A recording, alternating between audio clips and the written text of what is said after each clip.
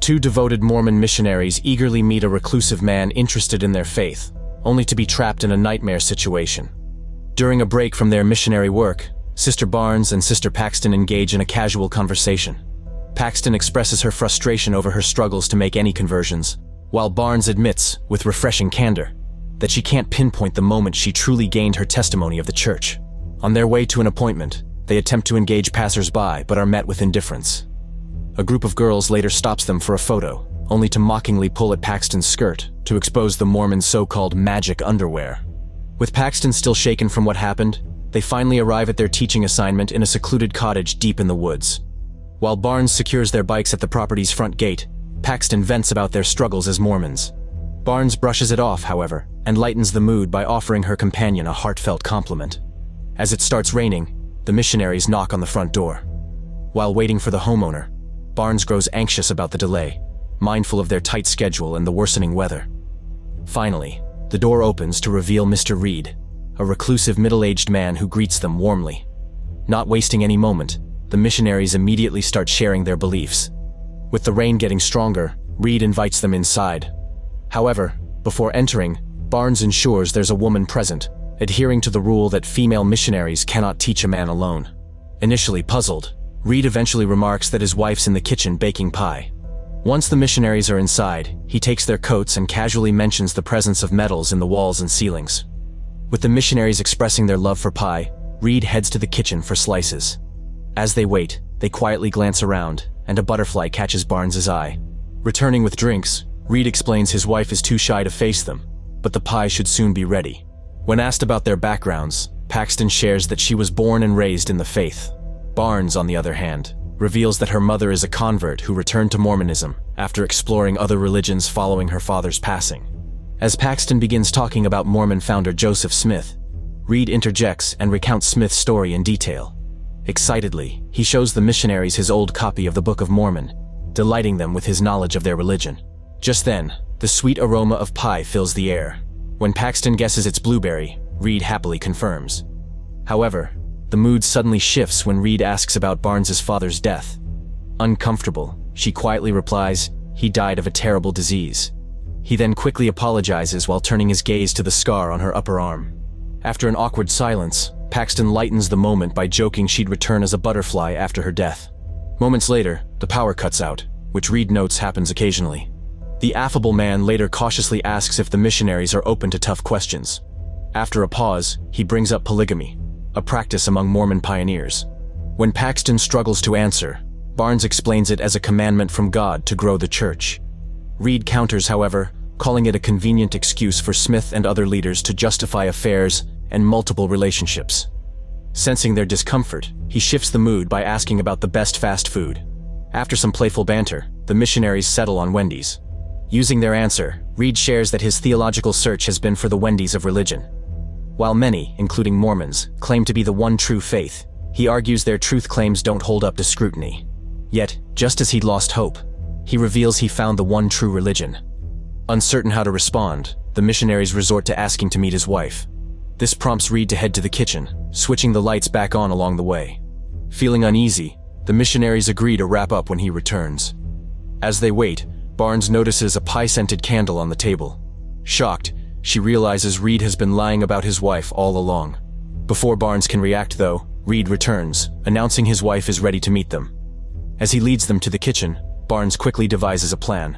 Claiming she needs to call a church leader, Barnes tells Reed they'll follow shortly. Once he's out of sight, they decide to leave. However, Barnes realizes Reed has her coat where the key to their bike lock is. Desperate to escape, they opt to leave on foot, but the door won't open. Paxton later tries calling fellow missionary Elder Kennedy to pick them up while Barnes searches for another exit. With no signal, though, Paxton's call fails. Reluctantly, they consider asking Reed for help. Then, the lights go out again. Cautiously, the missionaries enter what they thought was the kitchen, only to realize it's Reed's office, where he appears. Nervously, they claim that their leader has summoned them to return to church. Though disappointed, Reed praises their dedication and allows them to go. As they put on their coats, they're surprised to find the bike key, once in Barnes's possession, now in Paxton's pocket. When the missionaries ask about the front door, Reed explains the deadbolt is on a timer and can't be opened right now. He instead shows them another door to exit. Wary, They request to leave through the front, but the man insists it won't open until morning, assuring them the back door is safe. Noticing their hesitation, Reed offers to leave them alone to think. Before stepping away, he calmly points out that they didn't need to fabricate a story about their church leader summoning them. Getting defensive, the missionaries insist they made the call, but Reed reminds them of the metal-lined walls, making it impossible. Caught in their lie, they ask again which door to use. Reed then gestures to the two behind him and playfully asks which they prefer. Uneasy, Paxton asks to see his wife again, and while Reed agrees, he poses a question first. He asks if they still truly believe he has a wife, simply because he said so, despite evidence against it like the lack of an oven, the absence of pie, and the pie-scented candle he knows they've noticed. He then draws a parallel to their faith, questioning if they believe in God merely because they were told as children, despite evidence to the contrary, such as the tragic fate of Barnes's father. With his words hitting a nerve, the missionaries are now on the verge of tears. Desperate, they ask to borrow his phone, only for him to claim he has none. With no other options, Barnes carefully opens one door but is shocked at what she sees. Cautiously, she checks the other, only to confirm both appear to lead to a basement. Meanwhile, amid the raging snowstorm, Kennedy cleans the chapel and notices that Barnes and Paxton never arrived for their scheduled cleaning. Realizing they're in danger, the missionaries plead with Reed to let them go, claiming their leaders know their location and they saw police nearby. Unfazed, Reed begins a lengthy discussion on how Christianity, Islam, and Mormonism are simply iterations of Judaism. He suggests that Judaism's lack of popularity stems from not having salespeople like the missionaries for the Mormon church. He then reveals that, like the missionaries, he too has an idea he wants to sell them. Reed contends that modern holy texts are simply iterations of ancient myths. He highlights that stories of a savior born of a virgin, performing miracles, and resurrecting existed long before Jesus. To support his claim, he cites deities like Mithras, Horus, and Krishna, whose narratives bear striking similarities to that of Jesus. Reed proceeds to write belief on one door and disbelief on the other, remarking that both are equally terrifying. Either a God exists who demands worship and only helps if we beg, or there's no God, leaving life with no divine purpose.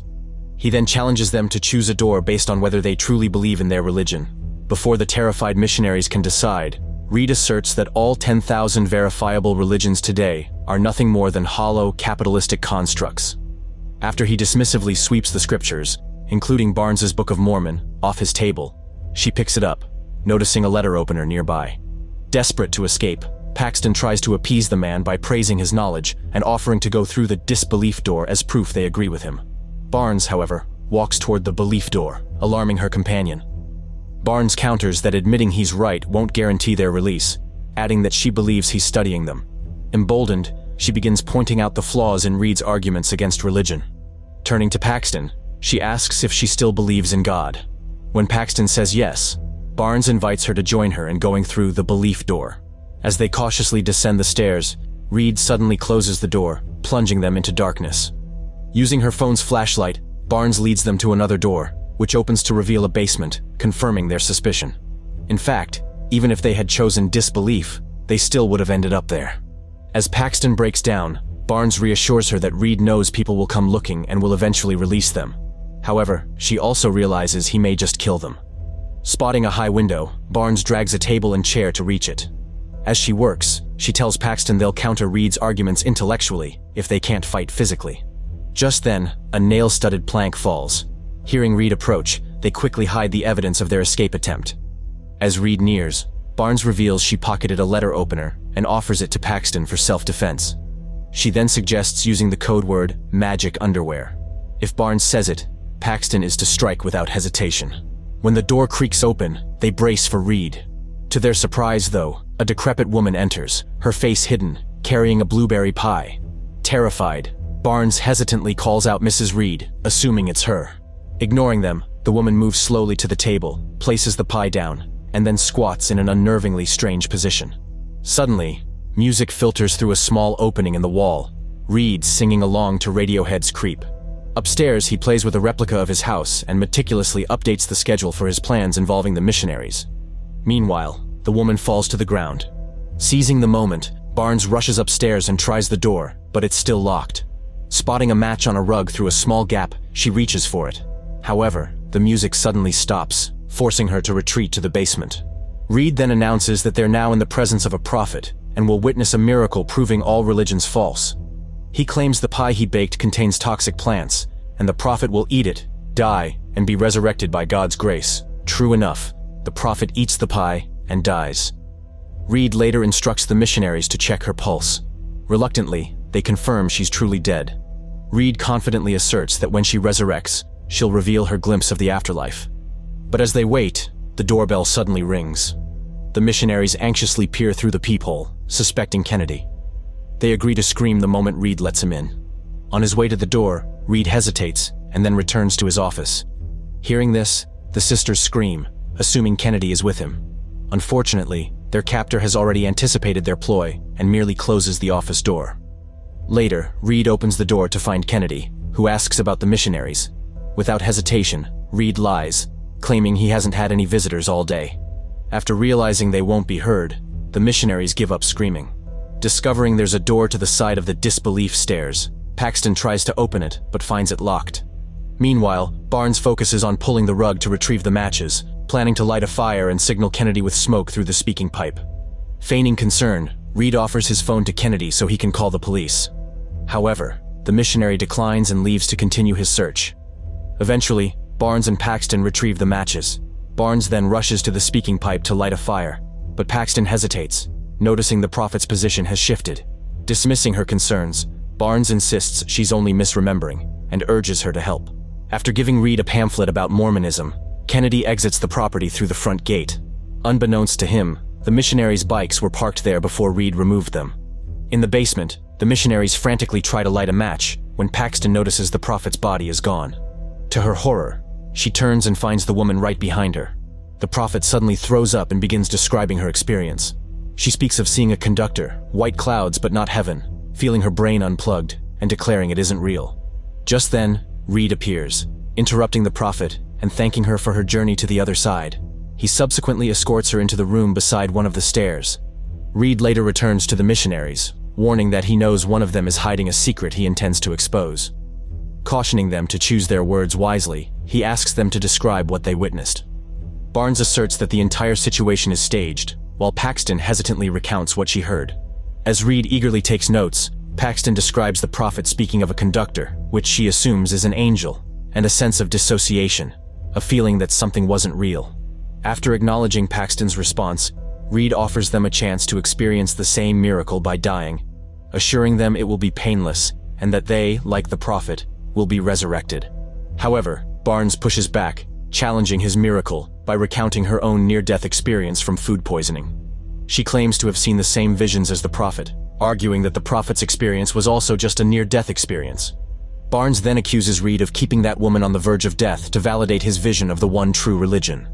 Unfazed, Reed counters that Barnes is likely misremembering her experience. Meanwhile, a nervous Paxton quietly pulls the letter opener from her coat. As Reed argues with Barnes, Paxton quietly moves behind him. Catching on, Barnes utters the code word to signal her to attack.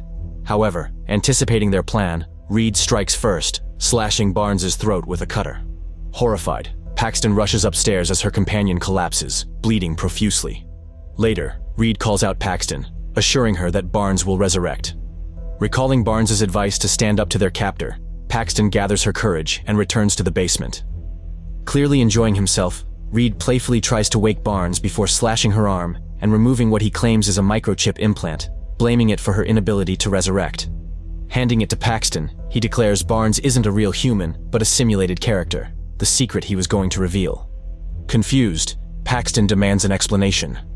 Reed eagerly theorizes they exist in an advanced simulation, indistinguishable from reality, where some, like Barnes, are merely simulations. He then insists Paxton is real and will awaken in the real world once she dies, placing the cutter in front of her as an invitation. When Paxton expresses disbelief, Reed encourages her to challenge his ideas.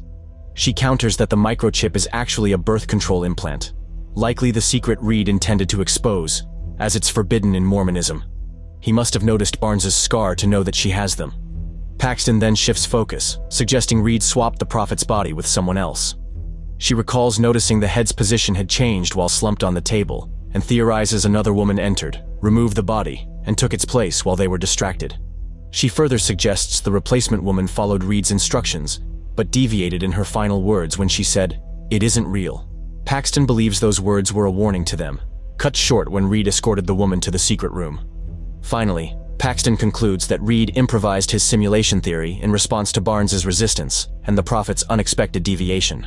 For the first time, Reed appears flustered but quickly regains his composure, arguing that Paxton's theory would require another secret room in the basement, which he denies exists.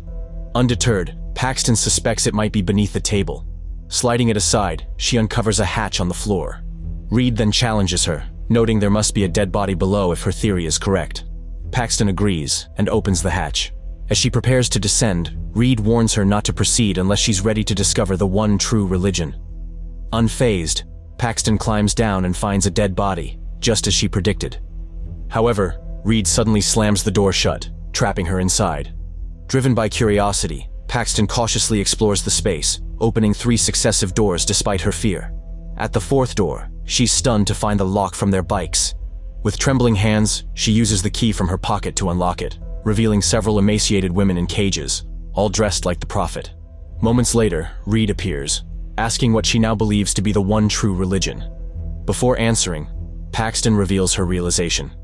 Reed deliberately planted the key in her pocket, knowing he could manipulate her into ending up there. With tears in her eyes, she declares that for him, the one true religion is control, whether forcing someone to harm themselves or trapping them in disturbing situations.